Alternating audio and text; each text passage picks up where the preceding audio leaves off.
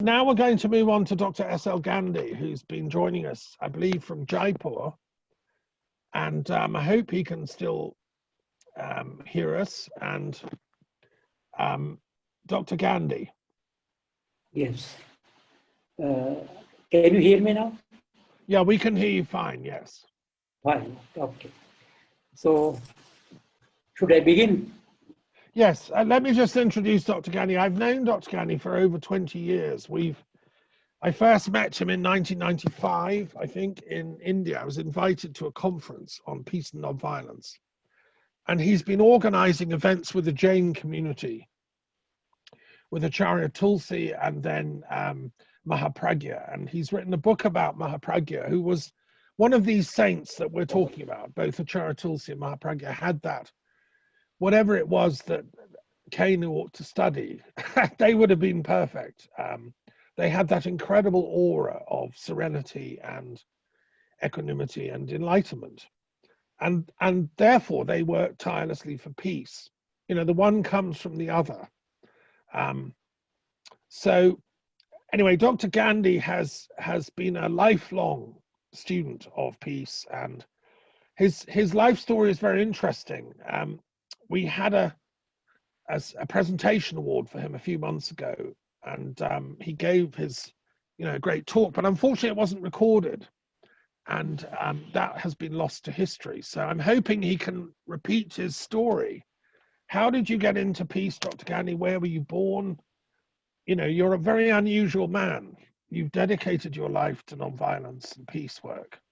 So tell us, and then that can inspire a whole new generation, I hope. Thank you. Thank you, Dr. Thomas Daffern. I'm delighted to participate in this webinar after having undergone a trying ordeal of COVID-19, which victimized me 4 months back. So it is for the first time after this dreadful illness that I have gathered courage to participate in this webinar in response to your invitation.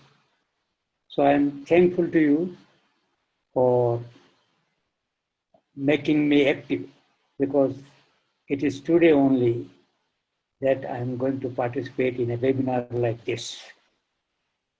You want me to share my story of journey of peace through nonviolence. I was born in a small village. There was no school, no electricity, no means of modern transportation. And most of the people around me were illiterate. So there was nobody to inspire me also to be educated in a school. My father was a very poor man. He had great affection and respect, but he had no means to send me to any school if it was in a distant town. So I remained wandering about in the streets of the village till I was 10 years old. And it was only after 10 years old, I decided to go to a school which was situated at a distance of 9 kilometers from my village. So I went to the primary school on foot, crossing rivers in between and coming. So it took me 1.5 hours to reach school and 1.5 hours for returning. So I had hardly any time to do any homework or anything at home. So this is the situation in which I grew up. And I do not know where this desire to work for peace came to me. because I struggled hard for my higher education also. I depended upon my own small income through tuitions and others. And thus I was able to seek admission in college for my post-graduation. And at that time, because my desire was to go to school and colleges, and the Jain community from which I came could support me. But I went to hundreds of people to support my desire to get educated in a good school. And since there was no positive response to my request, I then anyhow developed interest in Marxism and was associated with a students' organization run by Communist Party of India, Students' Federation of India. So I became an active member of that organization with a left leaning. And we were told that it is very difficult for rich persons to part with money. They cannot be persuaded and their hearts cannot change. That is what was given to understand. And that is, I also experienced it in my day-to-day interaction. So I became a Marxist, and I was convinced that the rich persons cannot be persuaded, and they would never part with their money. So it is only at the gunpoint that the change can come and we can take money from them. So that was the environment at the time of people like me who had suffered and were not getting any support from the rich section of society. So this is how my mindset was molded according to the environment in which I grew. But when I was a young man of 24 years and was doing my MA in English literature at MD College, Udaipur, and one person came to me and said, look, you should meet Acharya Tulsi and Acharya Mahapragya. They would be around Udaipur, and if you wish, I can take you there. I told him bluntly that these spiritual leaders are the slaves of rich people, and what shall I be getting if I go there? So he was a good friend of mine and was intimately associated with the Jain community. And I was born in a Jain family, but was alienated from the community on account of the circumstances, because of the abject penury in which I grew. So, however, because of his insistence, I had an encounter with Acharya Tulsi for the first time. And I think that was the defining moment of my life. I thought that he was an orthodox spiritual leader who would preach me and say something about non-violence. But when I met him, and communist Acharya Tulsi greeted, you are most welcome, because we are also communists. And I was astonished when he explained that the objective of communism is to have a society where there is equality, no exploitation, affection, respect for each other. This is the ultimate objective of the advent of the society, which even the Marxists foresee. So we also foresee the advent of a non-violent society, but not through gun, through change of heart. And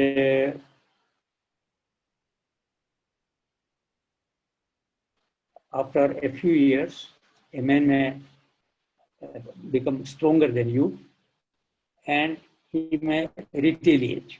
So this revenge and retaliation goes on. So true peace and true happiness stems from non-violence only. And when he explained to me the philosophy of non-violence, he said it's not mere absence of violence. It is something deeper. And unless your three activities, the activities of mind, the activities of speech, the activities of body, all these activities lead to either violence or non-violence. So you have to control the activities of the mind, speech, and body. And unless you think of non-violence in word, thought, and deed, it is not non-violence. So let non-violence spring from heart. And then the first lesson in peace that he gave to me is that it should start from within. Outward environment of peace that we see. Some people say that disarmament, nuclear disarmament will usher in an era of peace and prosperity. Acharya Tulsi said, no, it is just an illusion.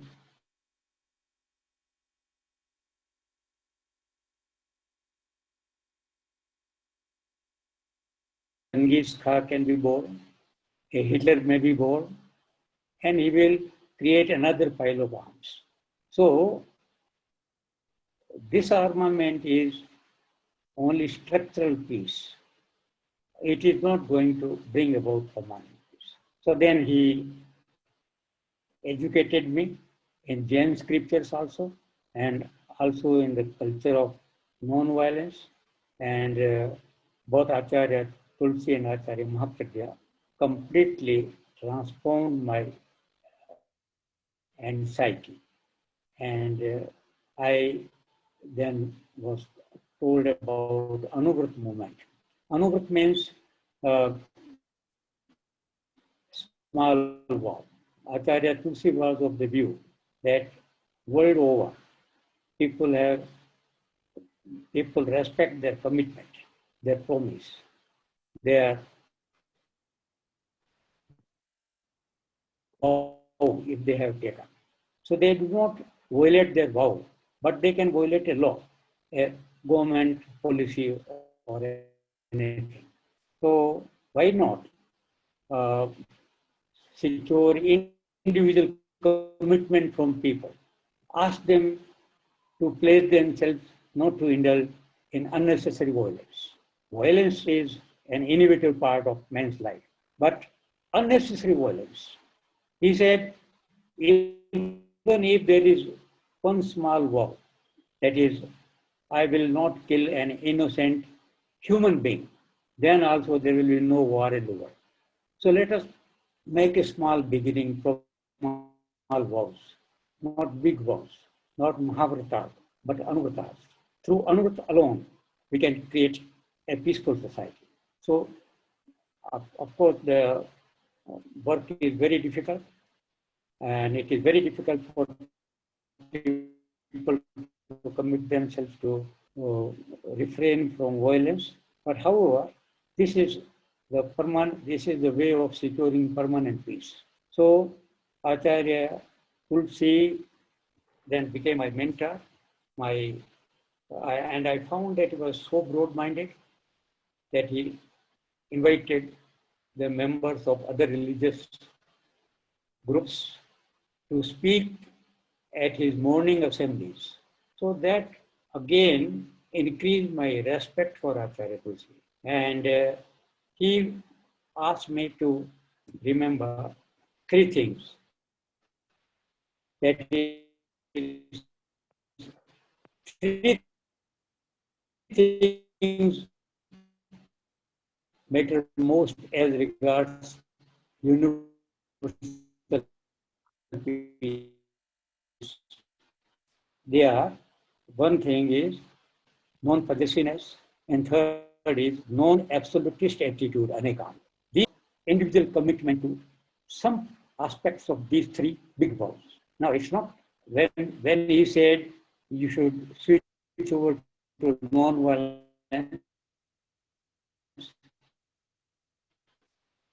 he didn't mean that I should completely refrain from violence. Violence and non-violence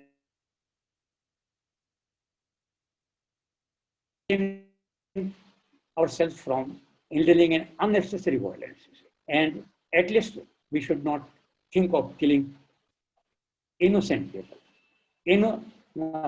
Jain scriptures say that we should refrain from killing innocent living beings. But it is very difficult as householders. It is not possible for us to refrain from killing any living organism on this planet. We, through our activities, we move about, we eat, we cultivate lands. So violence is an inevitable part of human society. What is important is that we should not resort to violence in order to fulfill our ambitions of controlling other people. That is the evil part of every human nature. He wants to control others. So, Acharya Tulsi wanted me to organize the first international conference. And before that, he also wanted me to participate in some international peace conferences all over the world. There were no people in my society to fund my travel, and so I had to discover my own way of participating in international conferences outside India. I just read their brochures and wrote papers in consonance with the spirit of the themes they had decided, and fortunately, my papers were accepted. And this is how I was able to participate in conferences held all over the world. Then the first international conference that I was asked to organize was to be held at Ladmo. Dr. Thomas Daffern came in my third conference. But we had the first international conference on peace and non-violent action at Ladmo under the auspices of Acharya Tulsi and Acharya Mahapragya in 1988 in December. And at that time, organizing an international conference was a very difficult job. There was no internet and no email and no fax. I had to depend only on international mailing. So it was very difficult to find out the list of people who could be invited. But Acharya Tulsi and Acharya Mahapragya were confident that if I started making efforts, I would succeed. They blessed me and encouraged me to just discover this world of committed people all over the world. You will find there are people all over the world who are interested only in peace. They want to live peacefully and coexist non-violently. So I was very fortunate. I got the first invitation before I was going to organize the first international conference. It came from Fordham University, USA. At the time, the third disarmament UN assembly was going on. And a parallel peace conference was organized by Fordham University people in June 1988. 6 months before I was going to organize the conference. So participation in this conference opened up gates for my future activities as well. I found that more than 2,000 peace workers from across the world had assembled at Fordham University in 2000, in 1988, and parallel disarmament at that time was Rajiv Gandhi, the young Prime Minister. He had also come to participate in the UN disarmament conference and be representatives of NGOs from all over the world committed to peace and peace through nonviolence. They had assembled at Fordham University for the first time. So there I was invited to speak about my approach to peace. And I told them that my approach to peace was not by asking people to destroy arms. That is one aspect. But real peace comes from the commitment of the people not to indulge in violence. So I told them that we have a small onward code of conduct and small vows I explained to them. It appealed to them. And many of them agreed that at both the levels, peace should be explored at the inner level as well as at the external level. And so, unless a change of heart occurs in an individual, he will neither be at peace himself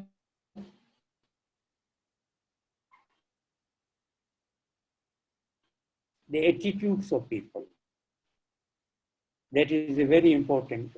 Of course, peace rallies and disarmament campaigns, and they also have their value and importance. But at the same time, let us try to bring about attitudinal changes in individuals. And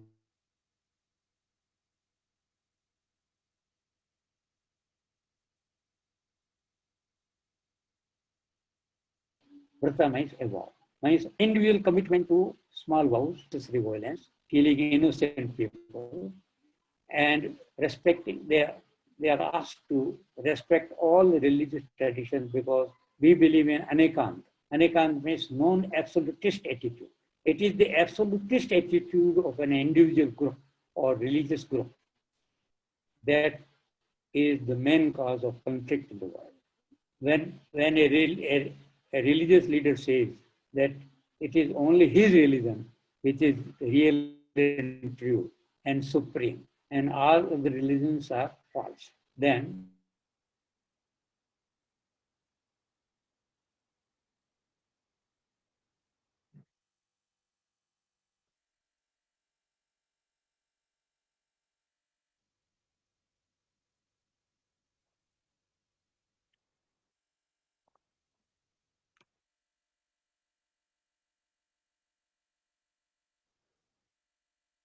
We seem to have lost Dr. Gandhi. Can anyone else hear?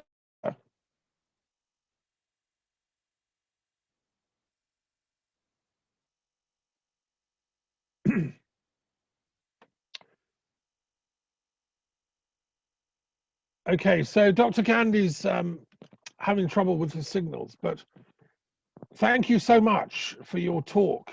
I hope he can rejoin us. I think that was an excellent overview of Dr. Gandhi's work and very moving. You know, a lifetime of commitment, really. What I don't know that he told us is he's just had COVID. And since he's not with us, I'll just tell you this. He had COVID, and for many weeks, he's been unable to do anything, you know. He's recovered. And that talk he just gave us is the first time he's been able to give us at a public talk since recovering from COVID. Now, he's 85 years old. And I think it's a wonderful sign of hope for the world that an 85-year-old man can get over this thing and then bounce back. But he's not quite back to his normal level. Does anyone else on here know anyone who's had COVID or been ill or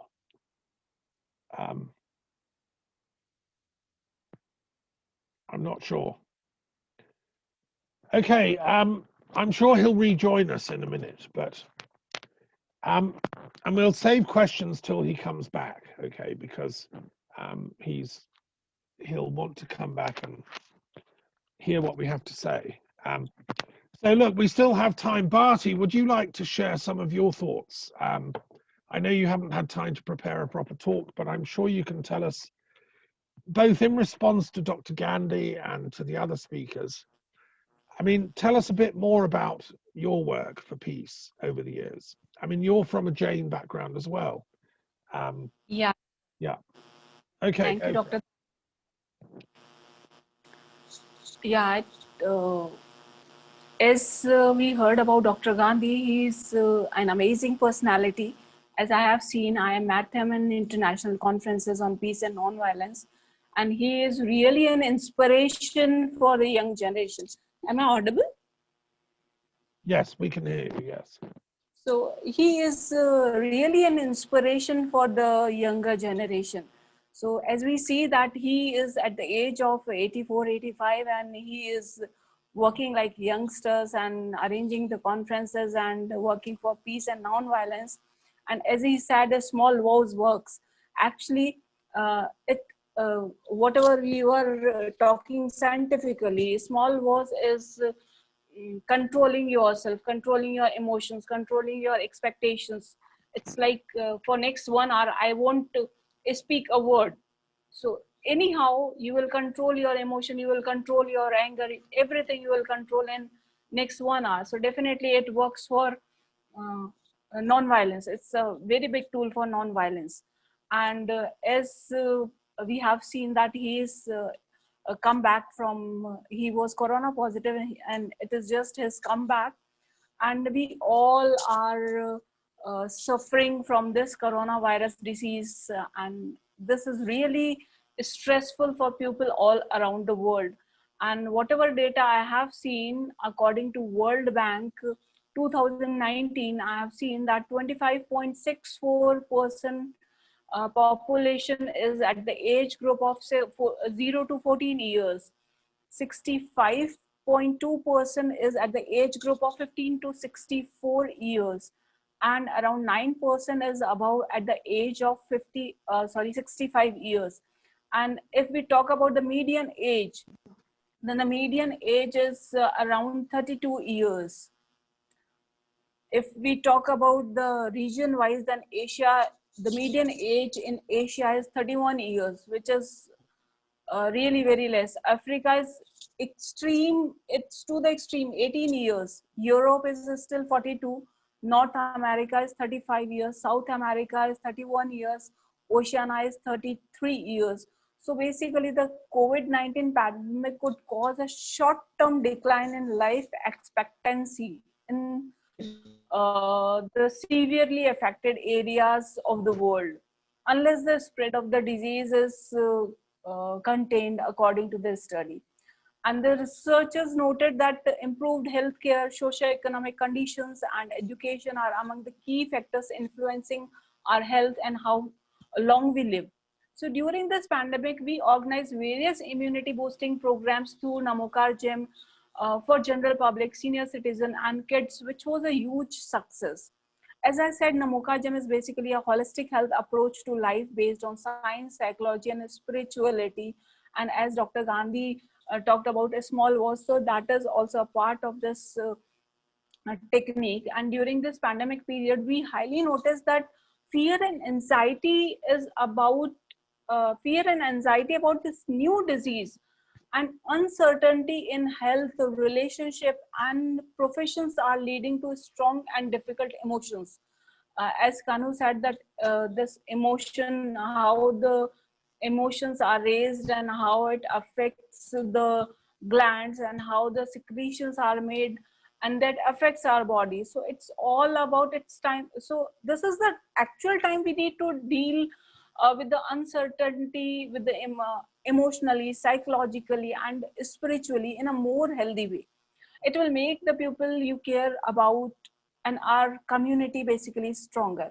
So we at Udan Bharti, we intend to execute a skill development community development project for mass. The main purpose is to make every person realize their own hidden power. Actually, we all have a powers. Even if uh, we don't have water for say, for hours, and if you are stuck anywhere, so your body is just like that. You can inhale water from your body itself, from the nature outside. The only thing is you need to know the small techniques. So you have all the parts inside you. The only thing is you need to realize the thing. The moment you are stuck in the moment you are stuck in anxiety, everything is lost, because the thing goes to your unconscious mind and it affects your body, and unknowingly you are inviting the disease. The moment you said no, I give you a very simple example. I said, okay, Dr. Gandhi, you are still looking very weak. Or Dr. Thomas, are you, you are this, today you are looking very dull. Is it? Are you feeling headache, or are you healthy? Or you are feeling dull? Are you asking me? Yeah. I'm fine. Yeah, I'm fine. So the moment you say I'm fine, that means you have restricted my instructions. If you said, yes, Bharti, I'm feeling a bit low, the moment you accept the thing, it will affect your body. So this is what happens. The moment you accept the things, the secretion of hormones happens and it affects your body. The moment you say, yes, Bharti, I'm feeling low, the acceptance will invite the disease. So this is what Can I be happens. honest? Let me just tell you something. Yesterday, I felt absolutely terrible. I had a really bad day, and I thought maybe I've got this COVID. I felt like I had a cold, you know, and I don't know. I've decided, I mean, obviously, I don't want this COVID, so I've decided not to take it seriously. But yesterday, I really felt bad. And so I've decided to say, no, it's just a little cold because of the change of weather. It's suddenly gone very hot here. So I'm just saying, you know, actually, I'm not. Okay, I'm so not my 100% best at the moment. the moment you think that I might got infected by COVID, the moment this thought came to your mind, just say no. No, I'm perfectly all right. So the moment you say to yourself, I'm perfectly all right, Sure. it all automatically will create a wall between you and the COVID virus. It actually happens. Yeah. Yeah. That, I mean, I work with mental self-healing, you know. Yeah, I do you my yourself know you also work on these things. So this is the basic idea behind all the psychological programs we have. So we have designed the Varisht for looking at this data. We have designed few programs like Varisht Yuva Walk for Wellness Journey. It's a walk, scientific walk meditation. You walk in 8 and it will automatically work on your brain, and it will increase the gray matter in your brain. This is scientifically proven. And along with that, if you use the affirmations and if you use the mantras or any chanting or any word, any single word, so it will affect your body, it will control your hormones, and it will regularize your BP, sugar, and a lot of daily ailments. So it's a kind of 15 to 20 minutes program that you can do anytime, anywhere, at your home itself. So it's a very handy program. So we have developed is women skill development entrepreneurship program, because at this pandemic time, everybody is facing economic issues. The kids are facing drastic situation because their life is like uh, their life is like sandwich. They're nothing like online education for kids from 1 to 8 years of age is, it's like a hell for them. So we have developed the kids gratitude programs. So recently we are working about Your Walk, and 2 other projects will definitely run along. And my main idea behind this is predictability helps elderly people to feel that they are in control and reassures them that their lives are settled and nothing bad will happen. On the other hand, having to deal with the unknown can make people anxious, with loneliness, with boredom, and stress being the top triggers for relapse. So it is essential to make sure that you are keeping up with the new and old recovery tools. And in Namoka Gym, we have introduced scientific walk meditation. As I said, it's a 15 to 20 minutes session. We have breath work meditation that helps you to increase your lungs capacity. It's a very small exercise of 3 or 4 minutes that everybody can do. If you want, I can introduce you right now as well, this breath work technique. We have Zumba meditation for youth, for fitness Bharti, and all. can I make a suggestion? Could you Yeah. could you put your email into the chat, and people can contact you if they want to follow up with more details, like specific techniques and trainings that you could offer online? Yeah, and so on. definitely I'll do that. Okay, because I cannot recommend Bharti's work too highly for this. Basically, it's sort of advanced therapeutics. And I think if you get together with Kanu as well, and so let's to conclude to conclude my talk. Actually, there is a certain, what I feel is there is a certain baseline effort that is required to keep love life not only afloat but thriving. Lack of love can be healed to a great extent if we focus on building up a proper ethics. Ethics try to create a sense of right and wrong in the society, and often when the law fails, it is the ethics that can stop people from harming the society or the environment. And I personally believe, and I think Thomas also will agree with me, that love education should be a core part of the education. So students should be taught about this mysterious things called love. So when you genuinely love yourself, you create a mindset of acceptance and openness. You become willing to accept your life and stages and situations and take the responsibility for your actions. You also recognize where love, happiness, and passion and authenticity come from. When you acknowledge the power you hold your own life, you become satisfied with how you live it. So loving yourself is the first step towards loving another, loving your family, loving your nation, loving your religion, and then loving all humanity and all religions.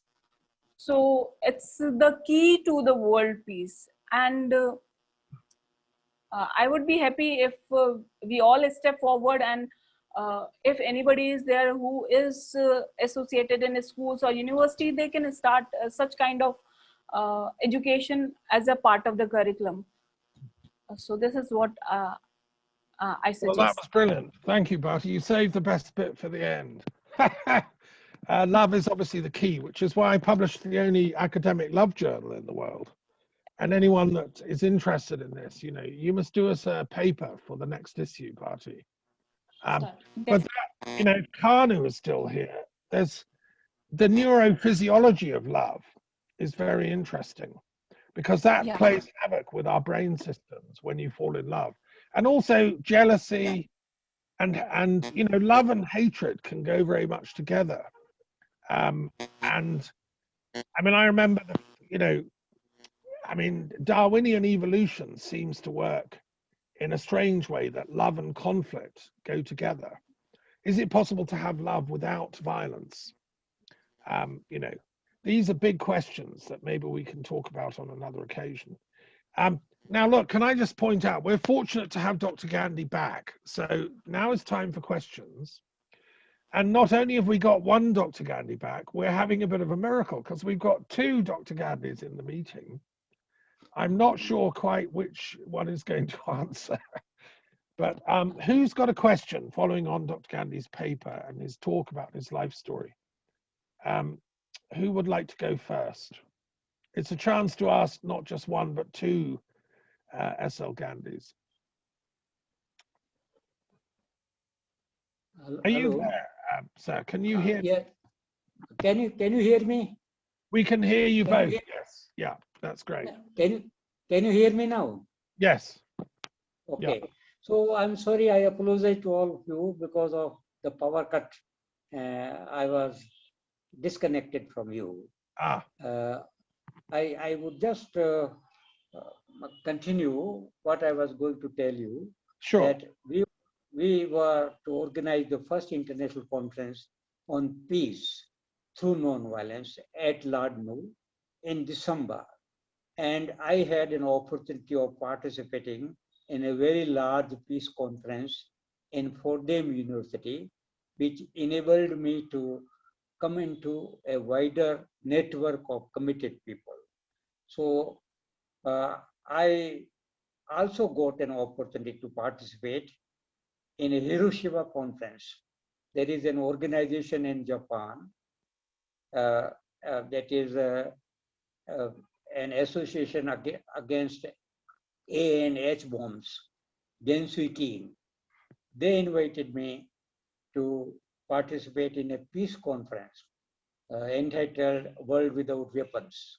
They had organized in Hiroshima, the city which was completely destroyed by the first atomic bombing that was carried out by American troops. So this also helped me to come into contact with a large number of kindred spirits. I was in search of them. So this is how I explored the world of peace. I tried to find out like-minded people, kindred spirits, who believed that peace is a result of non-violence. Mere destruction of weapons in the world will not bring peace to the people. So how can actually universal peace be established? That was the question. So Acharya Mahapragya and Acharya Tulsi were of the view that the forces of violence are organized and forces of non-violence are in a disarray. They are disorganized, scattered. It is because the forces of non-violence are not united. We are not able to meet the challenge of violence in the world. So the theme of the first conference that was decided by Acharya Tulsi and Acharya Mahapragya was unifying forces of peace and non-violence. And I sent letters of invitation to about 1,300 organizations scattered all over the world. And to my great surprise, I didn't get any prior information whether anybody is coming or not. But I had sent them one letter asking them to come to Hotel Kanishka in Delhi if they are able to make it, and we will meet there only. So that was the only way we could have them together. So they had my address in Delhi, and we had booked a hotel Kanishka with the support of the community in Delhi. And we waited for the people to come because we didn't have any prior information about people coming. We simply hoped that our invitations might have reached some people, and some people might make it to Delhi, and from Delhi we would all go to Lad. So this is my I'm just going to share the difficulty of organizing peace conferences and getting funds for them, and ensuring success at a time when there were no means of communication. So maybe on account of my true desire for peace, some divine forces helped me, and even my friends in Delhi didn't expect more than 10, 15 people.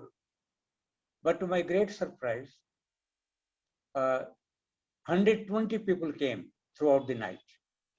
And there were people from USA.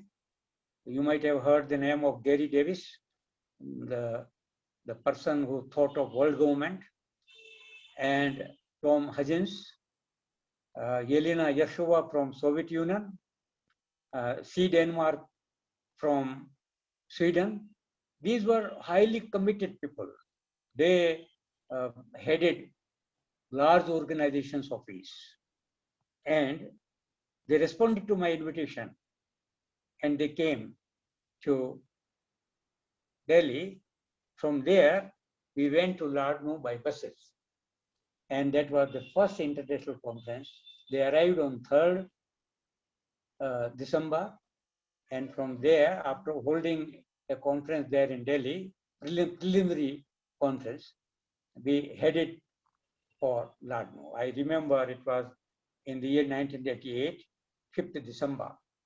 And the Jain Bharti campus, that was the venue of the conference.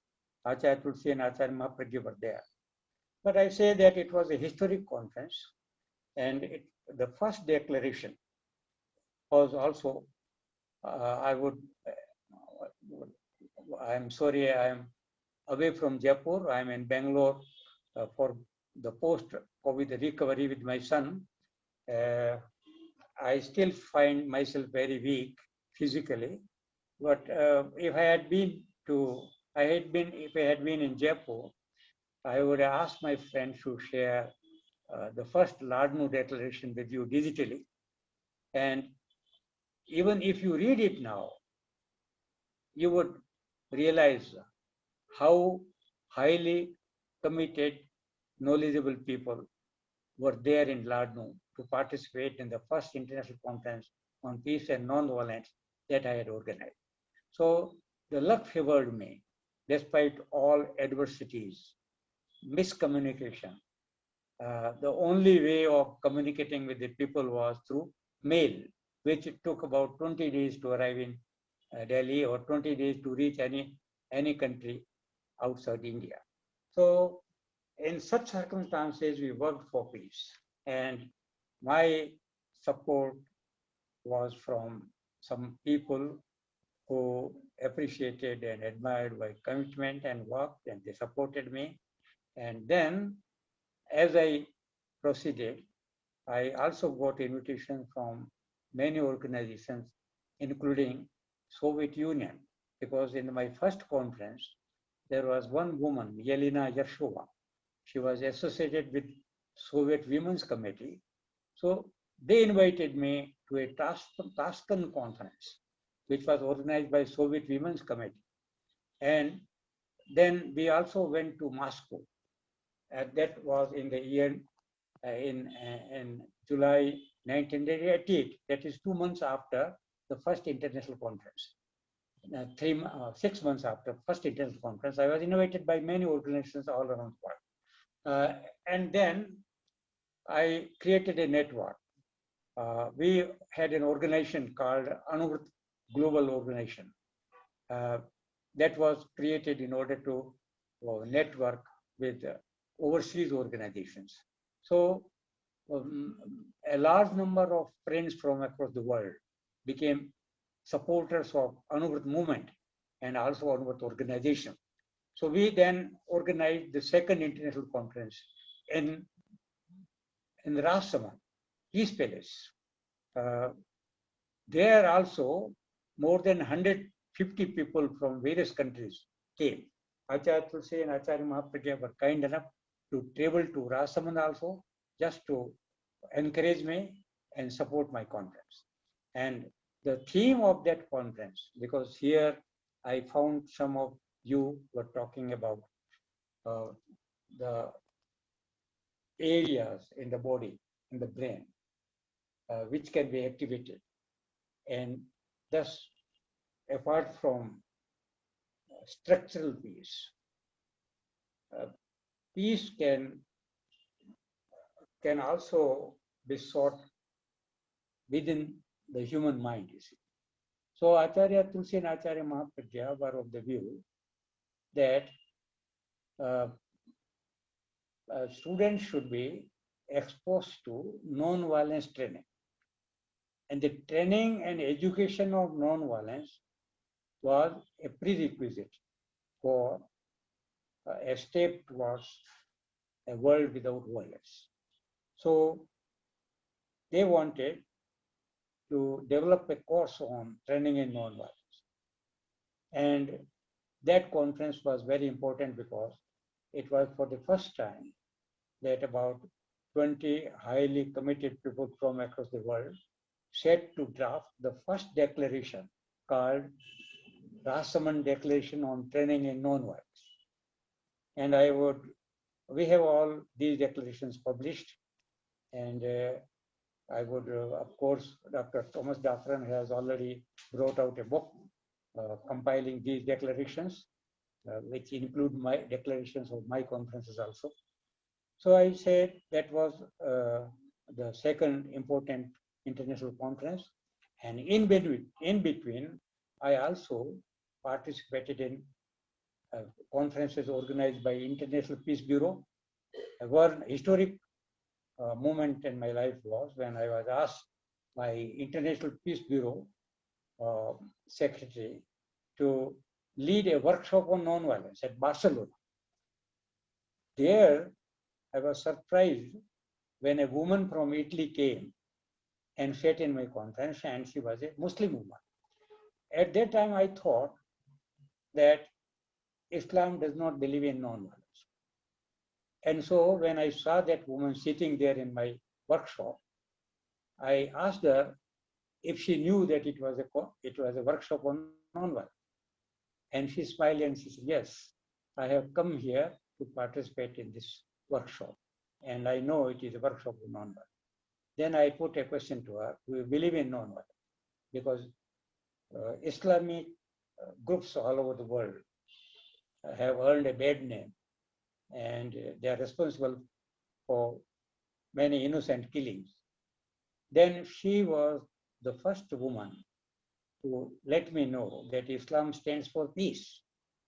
And then also I found that there were 3 Muslim scholars also in my workshop. And there were people from all around the world. More than 80 people participated in my work of non-violence. So I just tried to tell them what non-violence stands for.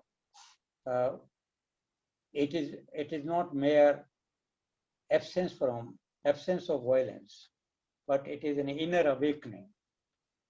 Unless you change your attitude, unless you believe that all living beings have a right to live, you cannot be non-violent.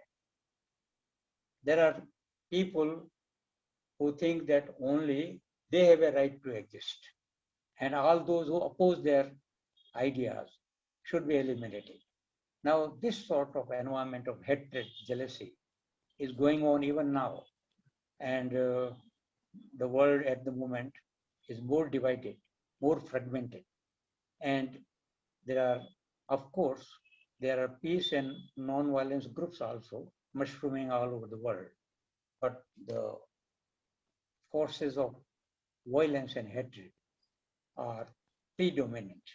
So in such a situation, Acharya Tulsi and Acharya Mahapragya said that let us have a global campaign to train young people in non-violence. And we have developed a complete course which also lays emphasis on encouraging people to look within. Because unless you develop a habit of sitting silently for a few minutes, withdrawing yourself from the external world, and trying to cut yourself off from the worldly situations, you will not be able to experience true peace. So some of the presentation by some learned speakers explaining the intricacies of the brain and particularly the role of hormones and other things which trigger anger. I think Acharya Mahapragya has developed this course on training in nonviolence on the basis of his own experiences. He he discovered some psychic centers in the body and was of the view that if they were activated, the attitude of the person would undergo a permanent change. And then he would not only create an environment of non-violence, but he would also encourage people to commit themselves to non-violence. So that was the second conference. And third conference, I'm telling you, that was held again in Ladno. And it was my good fortune that I came into contact with my friend, Dr. Thomas Daffern. The theme of that conference was living in harmony with nature. And I had not heard of Dr. Thomas Daffern earlier. He also came when I might have received my circular letter, and some people in England might have encouraged him to come and meet Acharya Tulsi and Acharya Mahapragya, but he came over there. And his very presence created an active environment. And he was the person who drafted the 1995 Ladnu Declaration for Spiritual Transformation. And I would advise all those who are participating in this webinar to read that declaration. That is a roadmap to world peace. It combines the efforts to bring about an inner change and also the structural change through other efforts.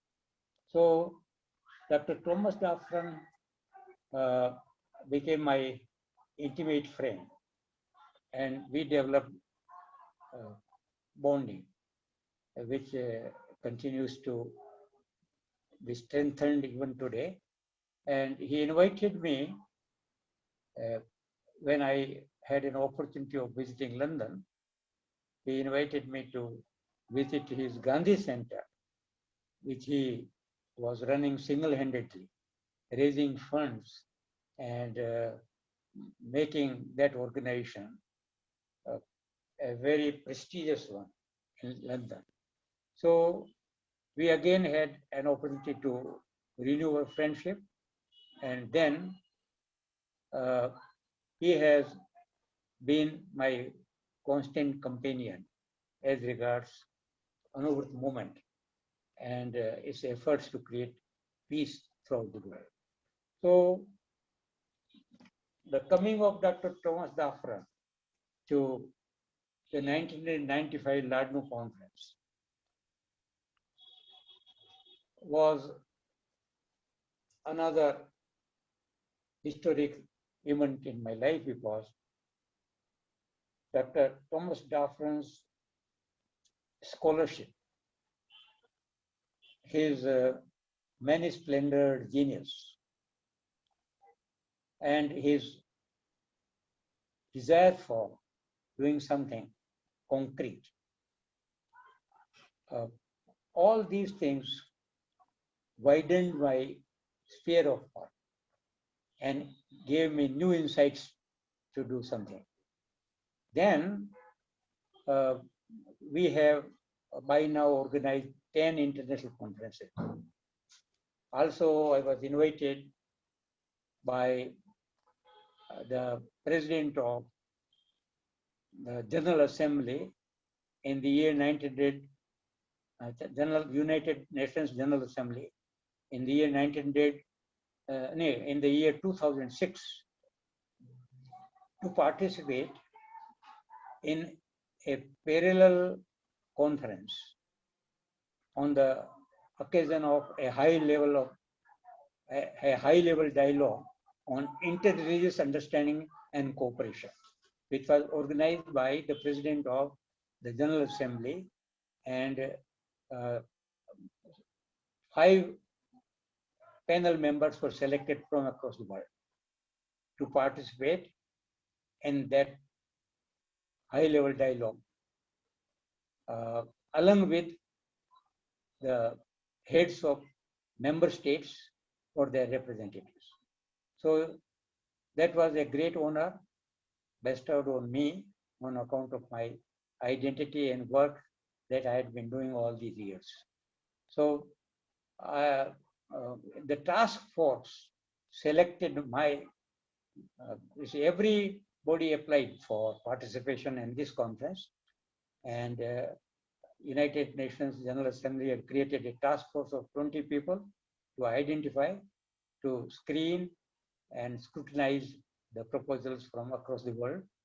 So my proposal to speak was accepted by the task force, and I was one of the 5 members of the panel on that occasion in United Nations.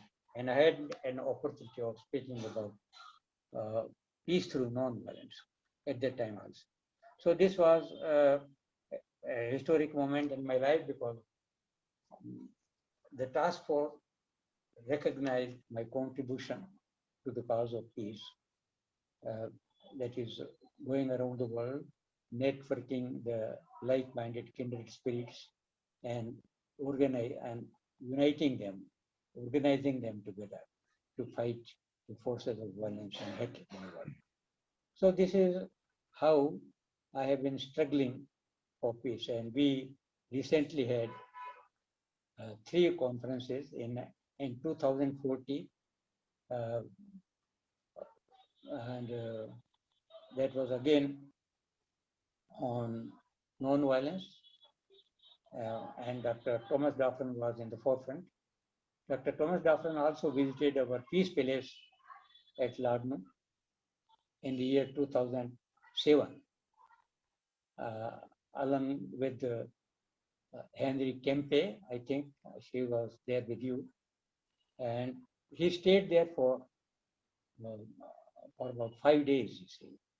He also participated in a meditation camp organized by Acharya Mahapragya, and then he again came to my conference in 2008 at Jaipur. And again in 2014, in every conference, Dr. Thomas Daffern has been my academic advisor. He was the chairperson of the academic council for each conference, and he has contributed a lot. So I'm at the moment I'm going to complete 86 years of my life. I have by now participated in more than 55 international conferences held in all the 6 continents. I organized 10 international conferences on peace and non-violent action on varying themes of peace, and I feel satisfied that I have made use of my life in doing something which can help reduce conflict in the world. I'm grateful to Dr. Thomas Daffern, because I have not been able to share my thoughts in an organized and a proper manner on account of my prolonged illness. And I also want to tell you that COVID-19 should not be taken non-serious, should be taken very seriously, because I was a very healthy person prior to November. But all of a sudden, I don't know from where the virus came, and I fell a victim to it. I had to stay on oxygen for 40 days. But I don't know how I could defeat the virus and come out of it.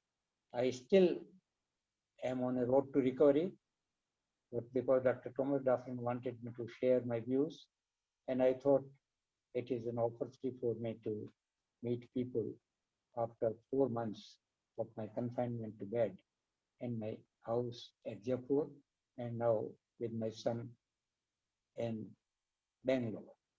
So this is a long journey of peace, but my objective of my philosophy of peace is that peace is the result and non-violence is the method through which peace can be achieved. Now, the people all over the world have peace education. I tell them that they should have education of non-violence, and peace will automatically come. Directly, without any efforts, there can be no peace. So the prerequisite for peace is non-violence. And unless we are able to create a culture of peace and non-violence, unless young people are weaned off the cult of violence and action, there will be no peace in the world. I'm thankful to all of you for listening to me. And also, I request you to forgive me for my lapses because I didn't prepare my paper for participation here. And I just on the basis of my memory, I shared my journey of peace with you. Thank you very much. Well, thank you very much, Dr. Gandhi. And I think it's really important that your story should be better known. I'd like to suggest that you've been writing the biography of Mahapragya, which is a wonderful work. I recommend people to read this book. And I hadn't realized the level of scholarship of Mahapragya when I met him. I mean, this man knew the entire corpus of Jain writings. And, you know, but I would like to humbly request that somebody should go and work with Dr. Gandhi and write his story. Bharti Jain, maybe you know some young students who can go and, you know, sit and record his story in detail. We haven't had enough time on this call to do justice to it, but it's so important these stories are recorded. So thank you for sharing with us. We only have a little time left. We're coming to the end of our 2 hours. And I want to sum up in conclusion, sort of where are we at now? This is the World Intellectual Forum. We're in a state of planetary crisis. When I first met Acharya Tulsi, at the conference, Dr. Gandhi will remember well, when it came to my turn to speak, I didn't give a talk. I just asked 20 questions. And I'm going to do the same now. I'm going to end. We only have another 5 minutes, just with a few questions that I want you to go away and think about. So the first question is, and these are things we don't know. You know, I mean, as intellectuals, we're supposed to be people of knowledge who know things, but, you know, there's a lot of things we don't know. I've been reading this last week about different types of people, psychological types. I've been studying Carl Jung's work called Psychological Types in 1921. He reckoned people were divided into 4 general categories of people. People that, and although we have all functions, different people put them to the fore. So there's the feeling type who tends to work through emotions, gives them priorities. There's the sensing type who works with their material sensations, their physical kinetic intelligence. They may be good sportsmen and, you know, martial artists and so on, or they're working with their physical sensations. There's the thinking type who tends to work more with intellect, ideas.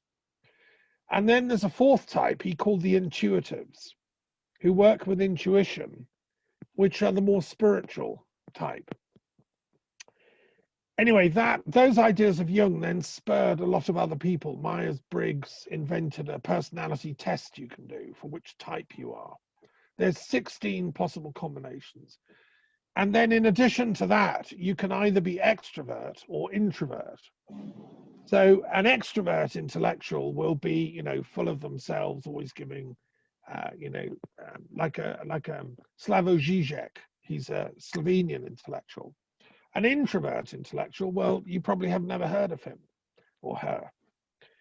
So these are interesting. Now, I would have loved to have discussion with Kanu how the neurophysiology of these types works, because essentially what she was saying is that we have to transcend our emotions and get to the controlling cerebral cortex and become thinking types. But some people seem to be much more, you know, counselors, psychologists, marital therapists. They work with feelings a lot. Maybe it's just some people have to do that. And then sports people, we don't want them all to stop playing cricket and become great thinkers. You know, let them do their physical thing. So this is, you know, one of the many questions I have is how can we as a society encourage all the different psychological types of humanity to live in peace so that we're not all either, you know, so that we don't privilege one type over another, but that we recognize and honor each other's strengths. So that's one question I've got. The next question I want to give you is, it's come up, you know, but I've said this before, the pandemic we're all suffering from, actually, we don't know where it came from. This is a completely unprecedented world situation. When Dr. Gandhi and I met in '95 and talked about peace and nonviolence, I don't think we ever thought, you know, we'd be in this kind of a situation. Now, there is a possibility, at least 50%, that this was a leak from a biological weapons laboratory. I've read reports, there is that this virus we're suffering from and that Dr. Gandhi is recovering from may well have been engineered by fellow human beings who are misusing their intelligence to create weapons, biological weapons. Now, I look back over our career as peace activists. I wish we'd paid more attention to biological warfare. Wouldn't it be tragic and ironic if we've spent so many decades fighting nuclear weapons, and yet, meanwhile, the military have been developing these really sophisticated weapons that can kill us all? The thing with biological weapons is we don't know where they come from. They can be released into a city or a country in secret. And so total new territory. And as a peace activist and intellectual, I've been calling for the world to investigate the cause of this virus. But I don't know why the UN hasn't actioned the Bioweapons Convention. There's a protocol for how to deal with this. The UN can investigate any lab on the planet that's a signatory to the convention. It hasn't done so. Why? Is it because they're afraid? Has the UN become a little lapdog of terror? If so, that's scandalous. And I hope that we can change that situation. I don't know, other things I don't know is, you know, I despair about peace in the Middle East. I've set up the Truth and Reconciliation Commission, and yet there's no peace talks between Palestine and Israel. We ought to have people like Kanu and diplomats and people like Helena organizing peace talks for the Palestinians and Israelis. They've got to make peace. I spoke last week to a woman in Gaza who is suffering from despair, mental health, depression, living in this tiny little territory, 2 million people with not much water, you know, no job prospects. I mean, it's a nightmare. It's like a big concentration camp. What are we doing about that? What is the World Intellectual Forum doing about it? We have nominally some Israeli and Palestinian members, but, you know, what are they doing? Why aren't we doing more? We now can use technology to bring dialogue, so let's do more. I went with Nicola and we filmed a documentary about the Truth and Reconciliation Commission for the Middle East. The peace plan presented by Trump and Netanyahu was at least something. I've written a commentary on it. It wasn't perfect. It had many flaws, but it was at least something. So let's take that forward. You know, I would like to live in a world where there's a peace minister in the cabinet of every country. and they would you know, be listening to calls like this. They would be working with the intellectuals of each country, be it India, Britain, Scotland, France, America, and those peace ministers should be organizing, you know, peace issues. So I don't know the future of the long-term impact of Brexit is going to be very interesting. I think it's going to lead to the reunification of Ireland and the development of Scotland as a free and independent nation. And I've been working with Scottish friends to set up a thing called Intellectuals for Free Scotland. The Scots are very clever people. When I lived there for 7 years, I was impressed. They have a tradition of enlightenment, the Scottish Enlightenment, which gave us a lot of modern medicine, modern science, modern engineering and technology. I'm looking to the Scots to reawaken that genius and get rid of nuclear weapons from Britain. They don't want nuclear weapons in the shores of Loch Goil, where I used to live. They want to pioneer a new peace thinking on the planet. So I'm feeling positive Scottish intellectuals will be playing their part, and I'm in touch with some of them and setting up a group there. You know, but we'll okay, and the final point I want to draw to your attention is, I think everyone on this call, you should read this book. It's by a woman called Shoshana Zuboff, and it's called The Age of Surveillance Capitalism. It's a Penguin book. It's easy to get on Amazon. Shoshana Zuboff. I think it's the single most important book published in the recent years. And it's a very profoundly intellectual study. She's looking at the current global situation. Now, I gave a paper at the last International Conference on Peace and Nonviolence about the new types of warfare that are coming in. You know, warfare is no longer fighting with swords. It's not even fighting with guns. It's fighting with ideas. It's fighting with propaganda and information. We're all familiar with this phrase, the weaponization of information and knowledge. So every country now has intelligence agents who are operating 24/7 to destroy the will of the enemy by planting false information. They spread lies, stories that are made up. And this is how Trump got elected, and it's how Brexit was won. And this is through the use of social media, which is actually, it ought to be called anti-social media.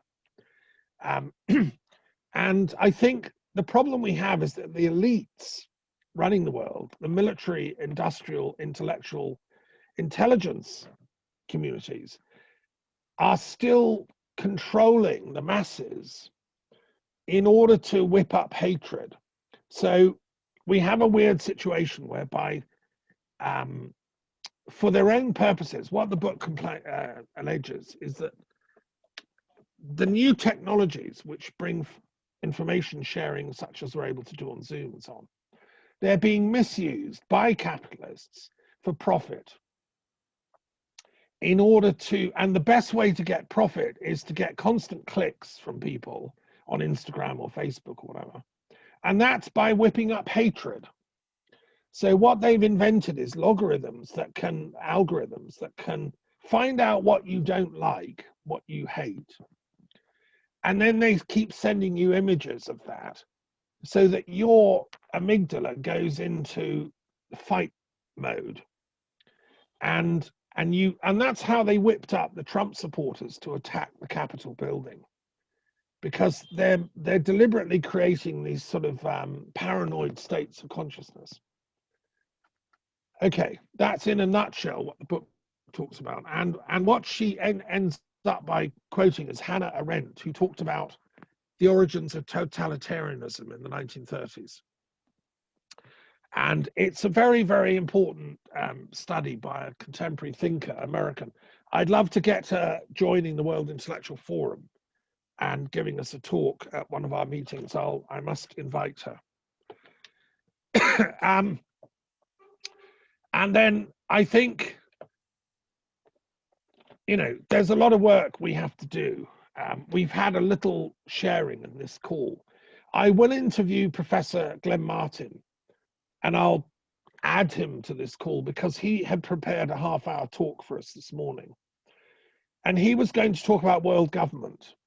He is a Democrat who believes that, like Tom Paine, that we should resist totalitarianism, and that we should oppose institutions which seize power, like the military have done in Burma. You know, this is another topic we haven't talked about.